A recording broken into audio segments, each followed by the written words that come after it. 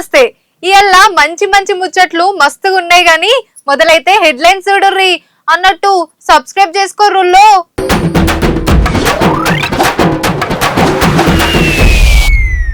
ZPTC నుంచి CM దాకా Revanth sir ప్రయాణం కెవ్వు కేక. కవితక్కకు టీఆర్ఎస్ పేరు గండం, ఏరే పేరు పెట్టుకోమన్నది ఎన్నికల సంఘం. 5,000 పోలీస్ కొలువులకు గ్రీన్ సిగ్నల్, 19,000 కావాల్సిందే అంటున్న నిరుద్యోగులు. ఇష్టమున్నట్టు తిట్టొద్దు ముఖ్యమంత్రిని, మద్రాస్ కోర్టు ఇచ్చింది ఈ తీర్పుని. షురువైన కమేని సంతాప దినాలు, 6 రోజులైతే అట అంత్యక్రియలు.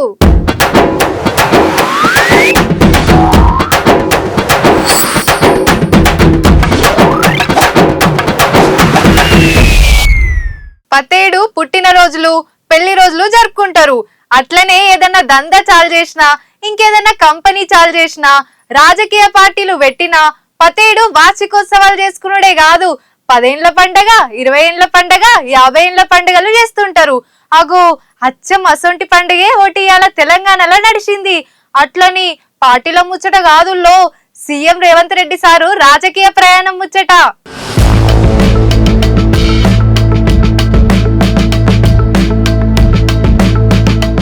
బరాబర్ 20 ఏళ్ల కింద జెడ్పీటీసీగా గెలిపించిన పబ్లిక్ నాయకులను కలుసుకున్నాడు ఇవాళ సీఎం రేవంత్ రెడ్డి సారు. అప్పట్లో మహబూబ్ నగర్ జిల్లా మిడ్ జిల్లా ఇండిపెండెంట్ గా పోటీ చేసి జెడ్పీటీసీగా గెలిచిండు సారు. చదువుకునేటప్పుడే ఏబీవీపీలో పనిచేసి రాజకీయాలకు పునాదేసుకున్న సారు ఏ పార్టీ సపోర్ట్ లేకుంటేనే ఎమ్మెల్సీగా సుత గెలిచిండంటే చూడురిగా. అటెన్క తెలుగుదేశం పార్టీలో చేరికై పార్టీ అధ్యక్ష బరువు సుత ఎత్తుకున్నాడు. అటెన్క పార్టీ పరిస్థితులు బాగలేక కాంగ్రెస్ పార్టీ చేయి అందుకున్నాడు. జెడ్పీటీసీగా మొదలై మహబూబ్ నగర్ ఎమ్మెల్సీగా, కొడంగల్ ఎమ్మెల్యేగా, మల్కాజ్గిరి ఎంపీగా గెలుచుడే కాదు, సీదా ముఖ్యమంత్రి అయ్యిండు తెలంగాణకు. మంత్రి కూడా కాకుండా సీదా సీఎం అయిన లీడర్ సుత రేవంత్ రెడ్డి సారే. ఈ ప్రయాణం మొదలు పెట్టింది మిడ్జిల్ నుంచే. మళ్ళా 20 ఏళ్ళైనందుకు వాళ్ళందరినీ మర్చిపోకుండా కలిసిండు అన్నట్టు. ఆనాడు మీరు నాటిన మొక్క ఈనాడు తెలంగాణ రాష్ట్రానికి వృక్షమై దశ దిశ నిర్దేశం చేసే అవకాశాన్ని. ఆగనాట, మీరు పెట్టిన మొక్కే నేను, మీ ఊరు కాదు మండలం కాదు, అయినా నన్ను గెలిపించిర్రు. మీరు చేసిన మేలు అస్సలు మరవను కాక మరవను. అప్పట్లో నా మీద పోటీ చేసిన రబ్బానికి సుధా సర్కార్ పదవి ఇస్తామని వచ్చిండు. అంతేకాదు మిడ్జిల్ ను దత్తత తీసుకొని డెవలప్ చేయాలని చిన్న సీఎం బట్టి సార్ను కోరిండు. ఇంకా బొచ్చడు మాట్లాడిండు గాని ఎదుగుతానికి ఆసరైన పబ్లిక్ ను, కార్యకర్తలను మర్చిపోకుండా కలుసుకునే లీడర్లు ఎంతమంది ఉంటారులా. ఇట్లున్నాడు కాబట్టే తెలంగాణ పబ్లిక్ హిమ్మత్తోని సీఎం అయిండు అన్నట్టు.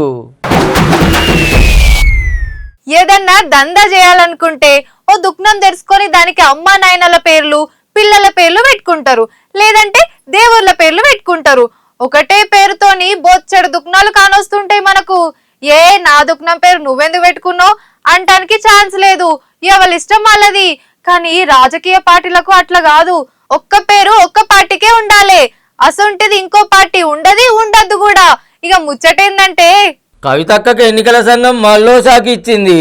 తెలంగాణ రక్షణ సేన గదేనుల్లా టీఆర్ఎస్ పార్టీ పేరు మార్చుకోవాలి, 15 రోజుల్లోనే. అది కాకుండా మీకు నచ్చిన ఇంకో 3 పేర్లు పంపుర్రి, అందులో ఏదో ఒకటి ఫైనల్ చేస్తాం, లేదంటే రిజిస్ట్రేషన్ క్లోజ్ చేసి పడేస్తామని ఉత్తరం రాసింది ఈసీ. పలానోళ్ళు టీఆర్ఎస్ అని పార్టీ పేరు పెట్టుకున్నారు, ఆ పేరుతోనే ఎవరికన్నా ఏమైనా ఇబ్బందులు ఉంటే చెప్పుకోవచ్చు అని ఈసీ కోరితే అట్నుంచి బీఆర్ఎస్ పార్టీ లీడర్లు లైన్లోకి వచ్చి ఊర్లలో ఇప్పటికీ మా పార్టీని టీఆర్ఎస్ అనే పిలుస్తుంటారు కాబట్టి ఆ పేరు వాళ్ళకి ఇస్తే మా కార్యకర్తలు తికమకైతారు, ఈయనే ఇయ్యొద్దని ఈసీకి ఉత్తరాలు రాసిర్రు.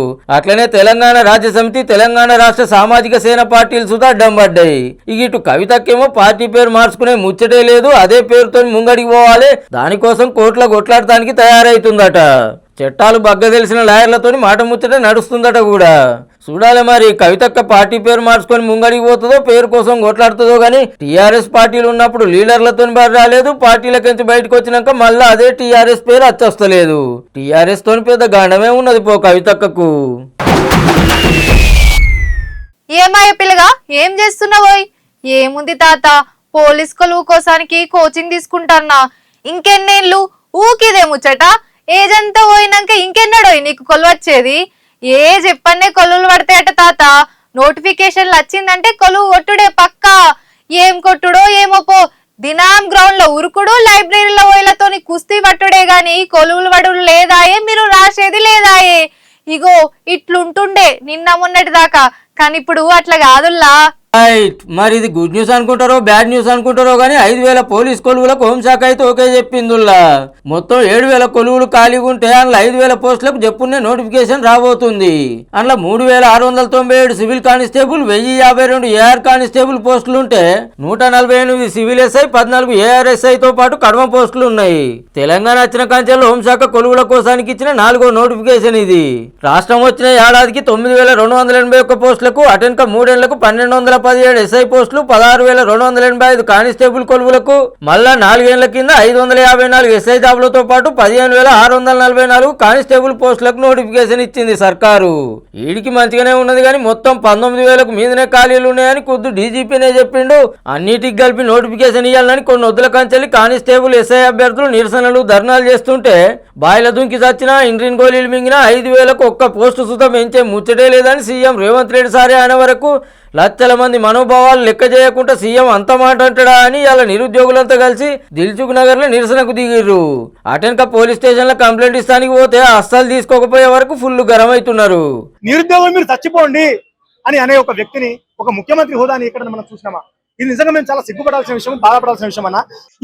ఇంత దైత్యం పాలన 20,000 ఉద్యోగాల నోటిఫికేషన్ వెంటనే విడుదల చేయాలి. ఈ 5,000 నోటిఫికేషన్ విత్డ్రాల్ చేసుకొని 20,000 ఉద్యోగాల నోటిఫికేషన్ ఇవ్వకపోతే రాష్ట్రం మాత్రం అగ్నిగుండం అయిపోతుంది. మా నిరుద్యోగుల పురాతన మీరు అధికారులు వచ్చే ఆ విషయం గుర్తుపెట్టుకోండి. ఆ రోజు మా కాళ్ళ మీద పడ్డారు, ఇలా మా కాళ్ళ తీసుకుని ఇలా కేసులు వేస్తున్నారు. ఇది మీకు తగిన ఇది న్యాయం అని అడుగుతున్నాను. నువ్వు తాగి మాట్లాడినావా, తాగకుండా మాట్లాడినా మాకైతే తెలియదే కానీ ఇవాళ ఒకటే చెప్తా ఉన్నారు రేవంత్ రెడ్డి, మరి ఏంది నీ నోటిఫికేషన్ ఇవ్వకుండా మాకు సావమంటావా? నీకు పరిపాలనా జాతి కాకపోతే నువ్వు సావు రేవంత్, మీ మంత్రులు చావండి, మీ ఎమ్మెల్యేలు చావండి, మీ రాజకీయ నాయకులు చావండి, కానీ మా దేశ ప్రజల్లో ఉన్న మా తెలంగాణ నిరుద్యోగులను చావడానికి నువ్వు ఎవరని చెప్పేసి మేము హెచ్చరిస్తా ఉన్నాం. ఎన్ని ఖాళీలు ఉన్నాయో అన్నిటికీ నోటిఫికేషన్ ఇవ్వాల్సిందే అని అభ్యర్థులు మీరేం చేసినా 5,000కే ఇస్తామని సర్కారు. చూడాలి మరి రేపు సర్కారే వెనుకకు పోతుందో అభ్యర్థులే పరీక్షకు పోతారో. మా బరాబర్ ఏదో ముచ్చట చెప్తాడట ఇనుర్రుల్లా. సాయంత్రం న్యూస్ మే आपका स्वागत है दोस्तों. ఎంత ఘోరం అంటే అసలు రీసెంట్ సర్వే ఏం చెప్తుందంటే 88% of Indian employees are restless. అసలు వాళ్ళకి రెస్ట్ లేదంట. ఎందుకు? వాళ్ళకు ఓవర్ టైం చేపిస్తున్నారు, సిక్ లీవ్ ఇస్తలేరు, ఇన్ కేస్ ఇస్తే ఆ రోజు కూడా కాల్ చేస్తున్నారంట. ఇక ఎట్లుంటారా నాయన వాళ్ళు?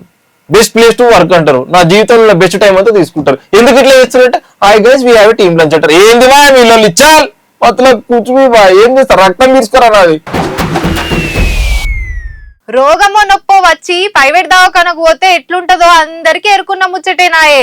పోంగానే ఆ టెస్ట్లు ఈ టెస్ట్లు అని వేలకు గుంజుతారు. పుసుక్కన బీమారి పెద్దదైతే దవాఖాన షరీకైందంటే ఇక ఉన్నట్టే. ఆస్తులు అమ్ముకోవాల్సిన పరిస్థితి వస్తుంది అప్పుడప్పుడు. అందరూ అట్లనే ఉంటారని కాదు గాని కొన్ని కార్పొరేట్ దవాఖానల వైద్యం చాలా పిరమ్మల్లా.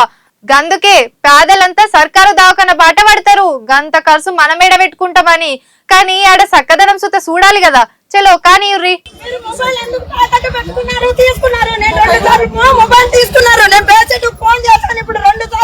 మీరు ఫోన్ ఎందుకు గుదో పెట్టుకున్నారని ఆఫీసర్లను పారాడుకుంటుంది అక్క.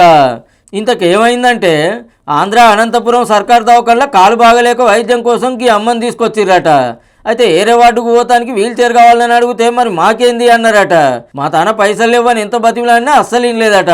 ఫోన్ కుదోబెట్టి అటెన్క చైర్ ఇస్తప్పుడు పైసలు ఇచ్చి తీసుకపో అన్నారట.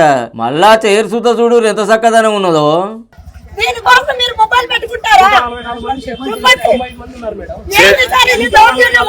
మొబైల్ తాకట్టు పెట్టి వీల్ చైర్ తెచ్చుకో. కాలు పెట్టుకోవడానికి సుత సౌలత లేదు. ఇది ఇట్లా నడుస్తుండగానే వైద్య సేవలు ఎట్లా అందుతున్నాయని చెకింగ్ చేస్తానికి దవాఖానలో పెద్ద ఆఫీసర్ వచ్చిండు. ఇక చూడూరి సర్మములు ఎట్లా గోసపుచ్చుకుంటుర్రో అని అక్క పూస గుచ్చినట్టు చెప్పుకొస్తే నీకు తప్పకుండా న్యాయం చేస్తామమ్మా అని మాట ఇచ్చిండు సారు.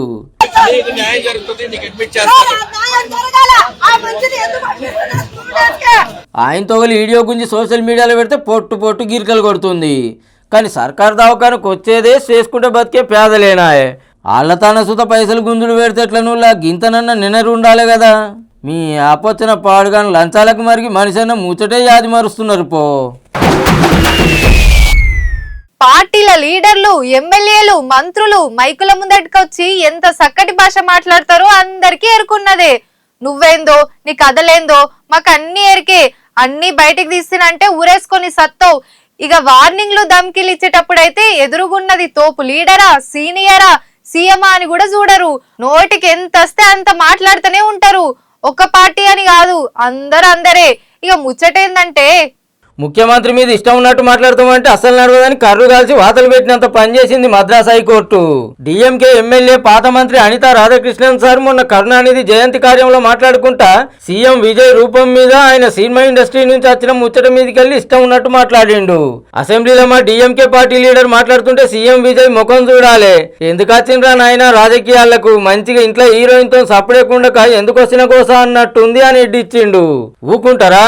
టీవీకే పట్టోళ్ళు కేసులు పెడితే అగోగా కేసులో నాకు బెయిల్ కావాలని కోర్టుకు పోయిండు పాత మంత్రి గారు. నువ్వు చేసింది సక్కదనాల పని అని బెయిల్ కావాలంటావా? బెయిల్ లేదు గీల్ లేదని కొట్టేయంగానే పోలీసులు వచ్చి అరెస్ట్ చేసిర్రు. అగోగా విచారణ చేస్తుండగానే 4 బుద్ధి మాటలు చెప్పింది ధర్మాసనం. వెనకటి నుంచి చాలా మంది సినిమాల నుంచి వచ్చి తమిళనాడు నేలిర్రు, అట్లా మాట్లాడే పద్ధతి కాదని గట్టిగానే గడ్డి పెట్టింది. ఏ రాష్ట్రమైనా సీఎం సీట్లు ఎవరున్నా మనుషుల మీద కోపం ఉంటుండని, కానీ సీఎం కుర్సీ కానీ నిలిపియాలి కదా మరి. ఇప్పుడు బర్త్డే పండుగ చేసుకుంటున్నామంటే ఇంటోళ్ళు, దోస్తులు, చుట్టాలు ఎవ్వలకు దోషిన గిఫ్టులు ఆలు తీస్తారు. అట్లనే పెళ్లి రోజైనా సుత అంతే. ఇక పండుగలు పబ్బాలైతే శుభాకాంక్షలతో పాటు గిఫ్ట్లు, స్వీట్లు పంపిస్తారు. అట్లనే ఓ తానసుత ఓ పండుగ చేసుకుంటుండో పెద్ద మనిషి. ఇక ఆయనకు వచ్చిన గిఫ్ట్ చూస్తే కళ్ళు తిరిగి చక్కెర వచ్చినంత పని అవుతుంది పో. అదిరిపోయింది కదా అంగుళీకం. అబ్బా ఎంత ఉంటుందో ఒకటి కొనుక్కుంటే మంచిగుండు అనుకునేరు. రేట్ ఎంత అంటే ఉత్త 21 లక్షల నుంచి 29 లక్షల నడుమనే ఉంటది. అంతగానో స్పెషాలిటీ ఏమున్నదంటే 321 వజ్రాలు, 56 రత్నాలు, 13 పచ్చలు, 6 కెంపులు ఒదిగి గడియారం అంటున్న ఉంగరం అమెరికా అధ్యక్షుడు ట్రంప్ సార్కు బెల్జియం దేశంలో తోపు వజ్రాల కంపెనీ ఆంట్వేర్ప్ వరల్డ్ డైమండ్ సెంటర్ వాళ్ళు గిఫ్ట్ ఇస్తామని సాటింపేసిర్రు. అట్లని సార్ బర్త్డేకో మ్యారేజ్ డేకో కాదుల్లో, అమెరికాకు స్వాతంత్రం వచ్చి 250 ఏళ్ళ సంబరాలు చేసుకుంటున్న వాళ్ళకి ఈ గిఫ్ట్ ఇస్తున్నారట. కానీ ఏమన్నున్నది ఆ ఉంగరం?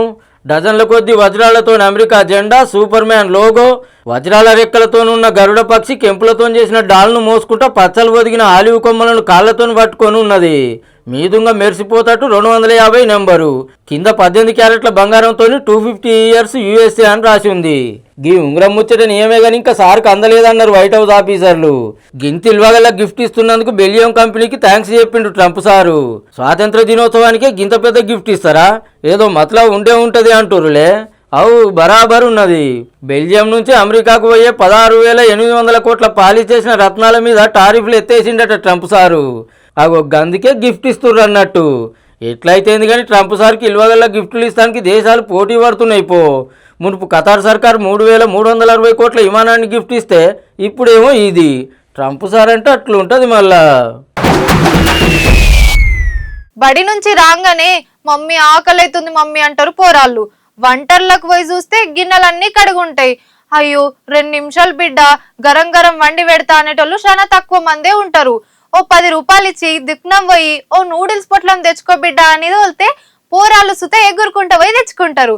ఇక జరంత పెద్ద పోరాళ్ళు అయితే మమ్మీ తన పైసలు తీసుకొని ఫాస్ట్ ఫుడ్ సెంటర్కి పోయి కొమ్మస్తారు. అంతే కదా, అగో గసొంటోళ్ళంతా మంచిగా చూడాలి ఈ ముచ్చట. నీ నూడిల్స్ చల్లకుండా జప్పునింత కడుపులో వేయాలని ఉడకబెట్టుకొని కుమ్మితే ఏం తక్కువ 106 మందిని దవాఖానలో బెడ్ ఎక్కిచ్చినాయి. అలా 49 మందికి చాలా సీరియస్ ఉన్నదంటే చూడుర్రిగా ఎంత డేంజరో. ఓహో మన తానేం కాదు తీయుర్రి.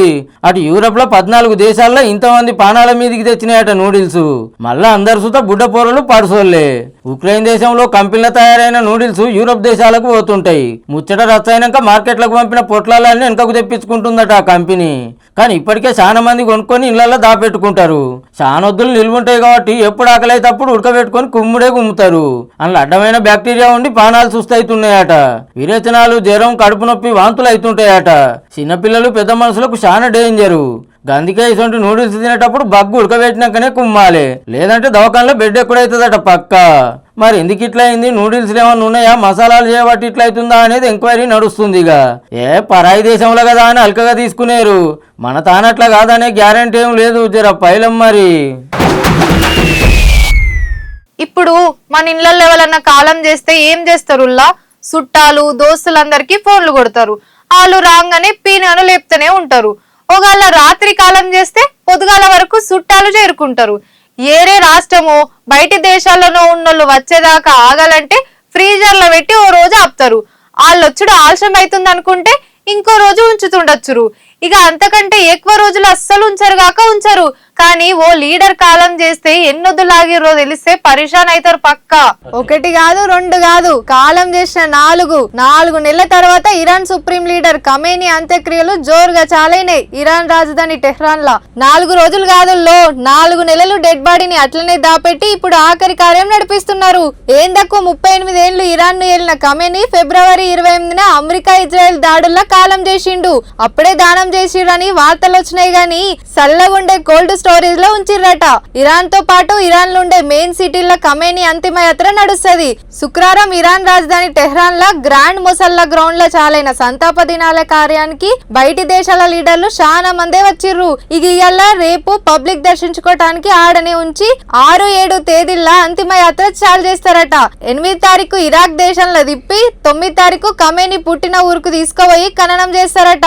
ఈ 6 రోజులు సంతాప దినాలుగా పాటించాలని సర్కారు సెలవులు ఇచ్చింది. మరి ఇన్నొద్దులు ఎందుకు ఆగినట్టు అంటారా? ఓ దిక్కు దిన బాంబుల మొత్తం మోగుతూనే ఉండే. ఇక ఏడికెళ్లి సాగుతాయి ఈ కార్యాలు. మొత్తం 2 కోట్ల మంది దాకా వచ్చే కోపున్నదట ఖమేనీని కడసారి చూసుకోవటానికి. ఇక ఇదుల్లా ఖమేనీ ఆఖరి కార్యం ముచ్చట. ఇక ఇవుల్లా ఎలాంటి గమ్మతి వార్తలు ఉండటం వల్ల అన్నట్టు సబ్స్క్రైబ్ చేసుకోరుల్లో.